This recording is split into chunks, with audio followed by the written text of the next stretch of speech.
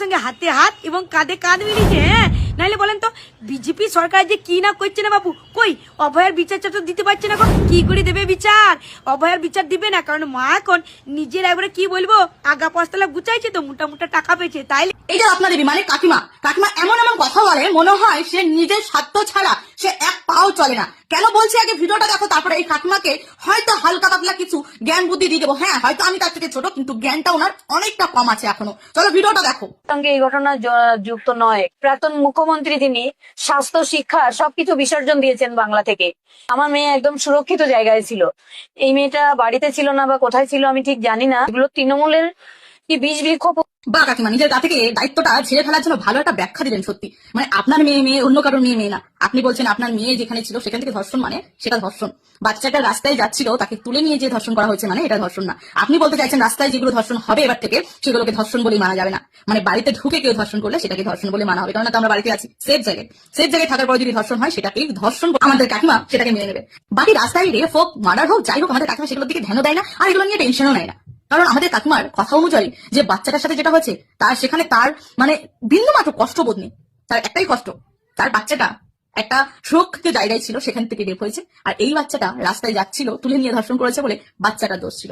বা কাকিমা আপনার কথা মতন মনে হচ্ছে এটা থেকে রাস্তায় চলা বন্ধ করে দেবে। আপনিও কিন্তু ওই পিসির থেকে কম না।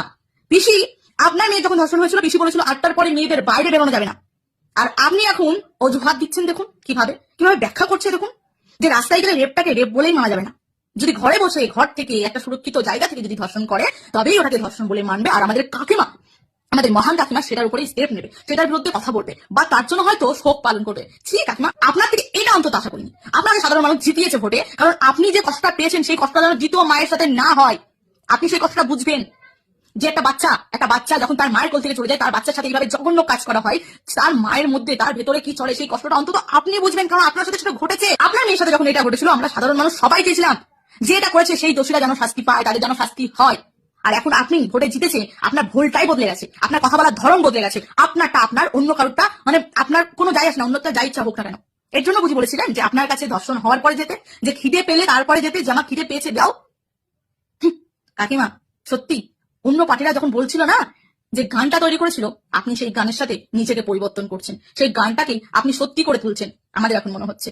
কারণ যে মায়ের সাথে এইরকম সেম ঘটনা ঘটে, সেই মায়ের যদি অন্য মায়ের সাথে ঘটেছে বলে বিন্দুমাত্র কষ্ট না হয়, তার বাচ্চার সাথে যেটা হয়েছে সেটাকে আপনার কথা মতন সে রাস্তায় চলছিল বলে, রাস্তাতে যাচ্ছিল বলে সেটা হতেই পারে এটা বলে আপনি ব্যাখ্যা করছেন, তাহলে আপনার মতন মা সত্যি করে এখন বলতে বাধ্য হচ্ছি যে আপনি আপনার মেয়েকে বেঁচে গদি নিয়েছেন। সেফ জোনে ছিল তার সত্ত্বেও আপনার মেয়ে হয়েছে, আর এই মেয়েটা রাস্তায় ছিল। তো রাস্তায় ছিল দেখে কি এই মেয়েটা ধর্ষণ হয়েছে? কিন্তু ধর্ষণ না। হ্যাঁ, আপনি কি তাই বলতে যাচ্ছেন যে এই মেয়েটা রাস্তায় ছিল, রাস্তার মেয়ে? আপনার মেয়ে সেফ জোনে ছিল। আপনার কথাবার্তার কোনো লাইন মাথায় নেই। আপনি কি বলতে যাচ্ছেন? আপনার কথা আগে ভালো করে শিখে আসুন, তারপরে বলবেন। বুঝতে পেরেছেন? বিশ্বাস করুন কাকিমা, আপনার এই কথাটা শুনে না মানে আপনাকে শুধু আমার একটা জিনিস বলতে ইচ্ছা করছে, ছি। আপনার জন্য নাকি আমরা কান্না করেছিলাম, আপনার জন্য নাকি আমরা রাস্তায় নেমেছিলাম। আপনি তো প্রত্যেকটা কথা স্ক্রিপ্ট বানিয়ে নিয়ে এসে সেগুলো মানুষকে বলেন। আপনি বলছেন বাবা মা যদি না এসে আমাকে বলে তাহলে পরে আমি কি করে বুঝবো যে মেয়েটার ধর্ষণ হয়েছে? আমি কি করে জানবো? আমি তার অন্তর জানি না। আপনার মেয়ের বেলা যদি কেউ কথাগুলো এরকম বলতো তাহলে আপনার কেমন লাগতো কাকিমা? কেমন লাগতো আপনার? আপনি যে এই মেয়ের বেলা বলছেন, আপনি এমএলএ, আপনার দায়িত্ব, আপনাকে ভোট দিয়ে সবাই জিতিয়েছে কারণ আপনি যাতে ন্যায় বিচার করতে পারেন, আপনি যাতে মহিলাদের মেয়েদের সুরক্ষা দিতে পারেন, সেই জন্য। কারণ আপনার মেয়ের সাথে এই ঘটনা ঘটেছে, আপনি ব্যথাটা বুঝবেন, এই কারণে বাংলার প্রত্যেকটা মানুষ আপনাকে ভোট দিয়ে জিতিয়েছে। এখন তো মনে হচ্ছে আপনাকে ভোট দেওয়াটা বৃথা হয়ে গেল আমাদের, কারণ আপনার যে চিন্তাধারা, আপনার শুধু গদির লোক ছিল, তাছাড়া আপনার কিছু ছিল না। আপনার শুধু ক্ষমতার আশা, মানে আশাটা আপনার কাছে ইচ্ছা ছিল, এছাড়া আপনার কিছু ছিল। আপনি যখন এই ধরনের কথা বলতে পারেন তাহলে আপনার কাছে কি আশা করে যেতে পারে কাকিমা? এখন তো আপনাকে দেখে আমার মনে হচ্ছে ছি, আপনি একটু মহিলা। হ্যাঁ, আপনি একটু মহিলা মানুষ, আপনাকে দেখে আমার একটা ঘৃণা লাগছে, কিছু বলার নেই।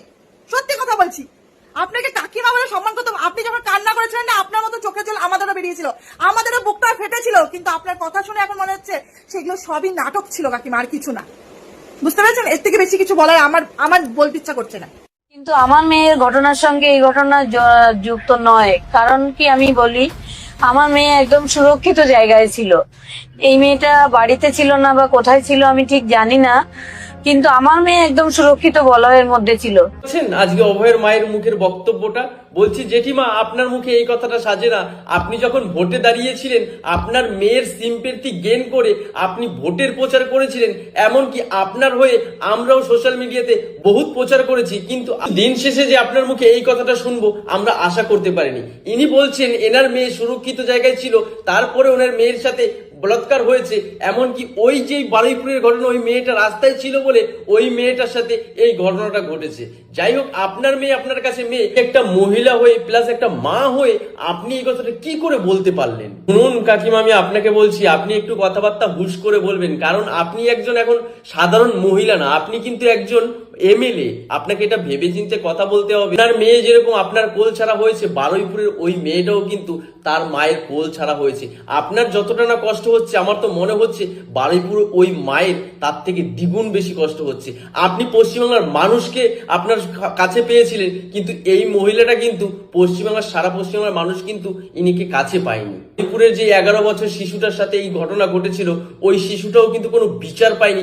এমনকি ওই শিশুটার ব্যাপারে যেই ছেলেটা সব তথ্য জানতো সেই ছেলেটাকেই কিন্তু এনকাউন্টার করে মারা হয়েছে।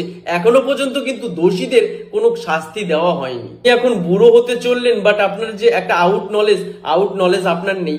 আপনি কথা বলছেন, স্কিপ দেখে কথা বলছেন, আপনি নিজের বুদ্ধিতে কথা বলুন, পেছনে এদিক ওদিক কথা না ভাবে আপনার মনে যেই কথাটা আসছে আপনি সেইটা বলুন। লোকের কথায় কান দেবেন না, আপনি কিন্তু একটা সাধারণ লোক না, আপনি কিন্তু এখন এমএলএ, ঠিক আছে? ভুলভাল কথাবার্তা দুনিয়া সমাজের কাছে আপনি ছোট হচ্ছেন। যাই হোক, আপনাদের বিস্তারিত মতামত আমার কমেন্ট বক্সে জানাবেন, আর ভিডিওটা আপনারা শেয়ার করতে ভুলবেন না।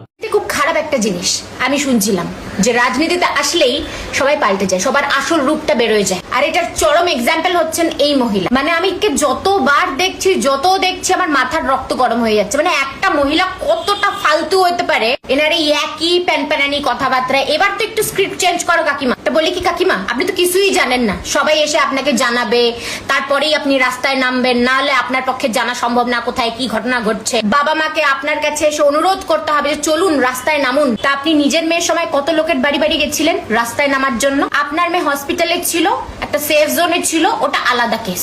আর ওই মেয়েটা কোথায় ছিল আপনি জানেন না, রাস্তায় ছিল না কোথায় ছিল আপনি জানেন না, তাই ওইটা আলাদা ব্যাপার। পলিটিশিয়ান আপনি পরে হবেন, আগে ভালো মানুষ হন, একজন ভালো মা হন। আপনি তো সেটারও যোগ্য না। আপনাকে যারা ভোট দিয়েছে না তারাও হয়তো কপাল চাকরাচ্ছে যে কাকে ভোট দিলাম। আপনার জন্য একটাই শব্দ, ছি।